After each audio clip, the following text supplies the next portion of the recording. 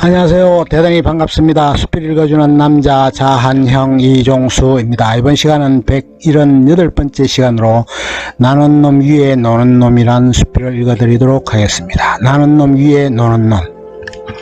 무릇 사람이라면 항상 오래된 것에 익숙해지려는 경향이 있다. 본래 전해온 것은 기는 놈이 있고 그 위에 뛰는 놈이 있다. 그 다음으로 나오는 것이 뛰는 놈 위에 나는 놈이다. 이 세 가지 부류가 익숙한 상태고 그런 줄로만 아는 것이 상식적이다. 그런데 여기에서 나는 놈 위에 노는 놈이라는 것이 새로운 것으로 등장했다. 명지대 김 교수가 내놓은 것이 노는 놈이라는 것이다.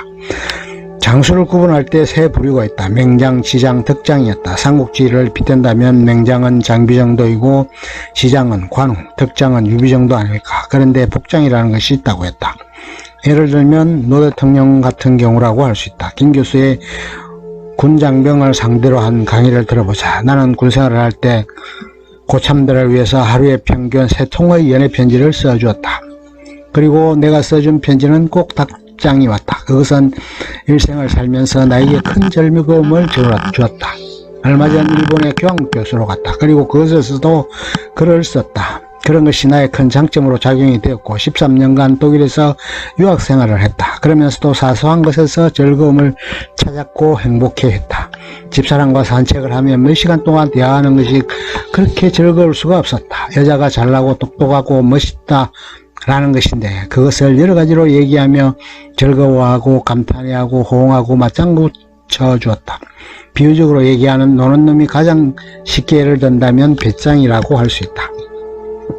이솝 우화에 의하면 배짱이가 여름 내내 놀다가 겨울이 되면 겨울을 준비하지 않았기 때문에 양식을 얻으러 개미에게 구걸하러 다녀야 마땅하다. 그런데 요즘은 그렇지 않다고 한다. 그 얘기를 이렇게 변질이 되었다. 개미는 워낙 열심히 일을 하다 보니 허리에 디스크가 와서 여름 내에 모아두었던 양식을 팔아 디스크 치료비로 다 날려버렸다는 것이다. 그럼 배짱이는 어떻게 겨울을 보내고 있을까? 배짱이는 디스크에 걸려 치료를 받는 개미들을 모아놓고 토크쇼를 한다고 한다. 그러면서 어떻게 재미있게 여름을 보냈는가를 얘기한다는 것이다. 전통적이고 오래된 패러다임으로 얘기되던 것은 겉면성실한 사람이라는 것이 성공의 지름길이었고 그렇게 사는 것이 정도인 것이었다. 그런데 요즘은 전혀 그렇지 않다는 것이다. 구조조정이 되면 제일 먼저 회사에서 밀려나는 사람이 겉면성실한 사람이라는 것이다. 겉면성실하게 일할 수 있는 부분은 기계가 대신하거나 외국 노동자로 대체해낼 수 있다는 것이다. 재미있게 남을 행복하게 해줄 수 있고 즐겁게 해줄 수 있는 것이 필요하다는 것이다. 예를 들면 요즘 노트북을 고를 때를 생각해보자. 성능이나 속도 등은 다 비슷비슷해서 차별성이 없다는 것이다. 그래서 노트북을 고를 때 기준이 되는 것은 예쁜 것, 가벼운 것, 만져서 기분 좋은 것,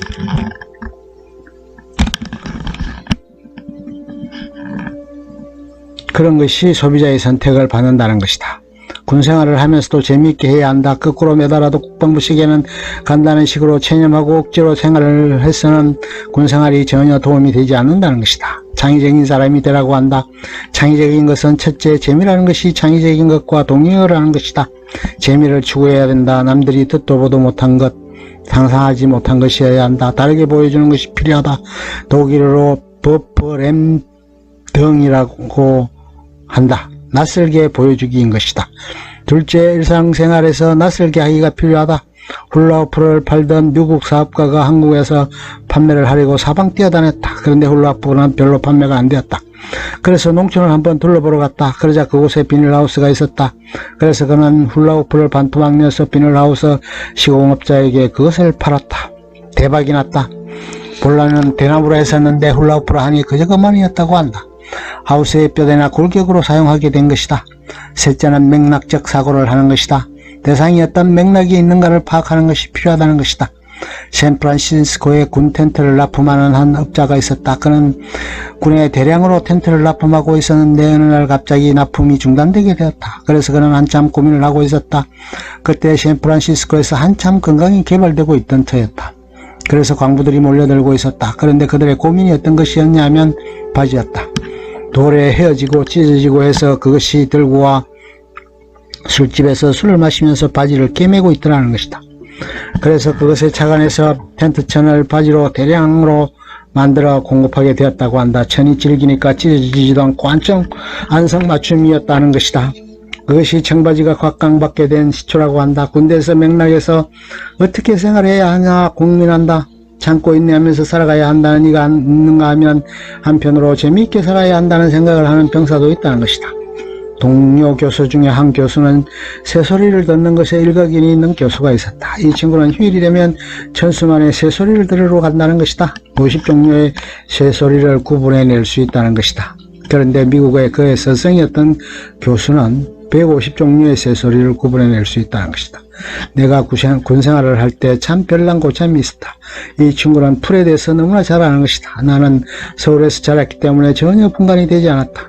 쌀이비를 만든다고 그것을 구해오라는데 엉뚱한 것을 가지고 갔다가 엄청 많이 맞았던 기억도 있다. 이 친구는 야산의 각종 풀을 뜯어와 그것을 고추장에 비벼서 맛있게 먹기도 하는 등의 능력을 보여줬다. 이 사람은 다른 사람을 행복하게 하는 법을 알고 있던 이였다. 요즘도 여전히 행복하게 잘 지내고 있다는 것으로 믿는다.